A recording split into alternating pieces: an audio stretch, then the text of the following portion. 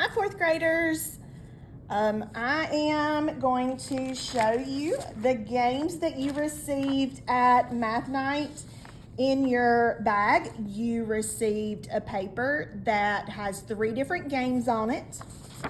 You also received a candy corn drop paper that has some number lines on it. You were given some scratch paper that you can use to play your games.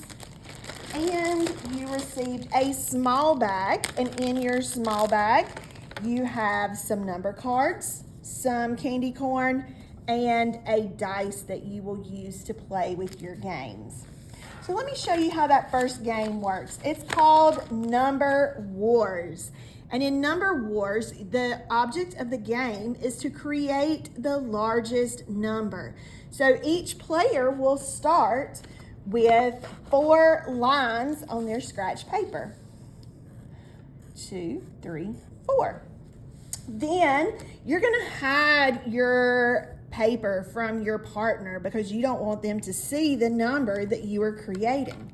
So you're going to take turns and you're going to roll the dice, and you are going to try to make the largest number that you can. So you would go back and forth between partners and make the largest number. Then when you're finished, you need to compare numbers, and whoever has the biggest number is the winner of that round. So if you win, you could put a check mark so that you know that you won that round, and then you could play another round. Another way that you could play this game is maybe you want to make the smallest number. So you would do the exact same thing, except this time you would try to make the smallest number. Another thing you could do is if you're playing by yourself, you could roll your dice and make 3 or 4 numbers and then put those numbers in order from least to greatest or greatest to least. All right, our next game has to do with the number cards. It is called Screaming Salute.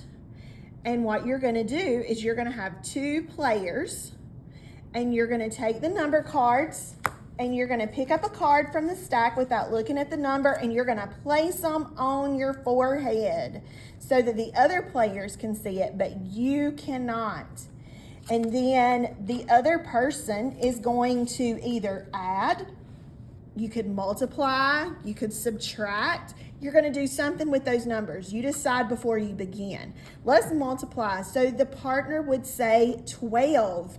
And then you haven't seen the cards, they're on your forehead, so you are trying to guess which numbers you could have. So you could say 12 times 1, or 2 times 6, or 3 times 4. And when you finally answer, then you would win. That would be the answer, so you would win. So you would repeat those steps until the cards run out. Again, you can play it with adding or subtracting. Then our last game has to do with the candy corn.